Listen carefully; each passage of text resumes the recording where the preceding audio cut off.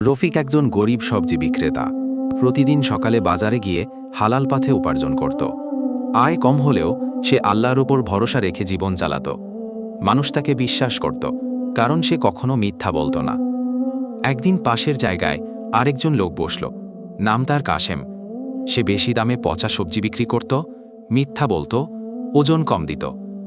অল্প কদিনেই কাশেমের বিক্রি বেড়ে গেল, পকেট ভর্তি টাকা।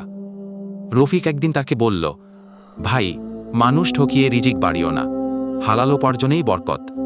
কাশেম হেসে বলল, ভাই, এখন টাকা যার, সম্মান তার। কিছুদিন পর কাশেম হঠাৎ গুরুতর অসুস্থ হয়ে পড়ে। জমানো টাকায় ওষুধ কিনে চিকিৎসা চালায়, কিন্তু সুস্থ হয় না। এক রাতে হাসপাতালের বিছানায় চোখে পানি নিয়ে বলে, হায়, যদি হালাল পথে চলতাম, অন্তত শান্তি নিয়ে মরতে পারতাম। হারাম উপার্জন ক্ষণিকের সুখ আনলেও তাতে নেই শান্তি বা বরকত। হালাল রিজিকেই আছে প্রকৃত শান্তি। বন্ধুরা, ইসলামকে ভালোবেসে থাকলে চ্যানেলটা সাবস্ক্রাইব করে পাশে থাকবেন প্লিজ।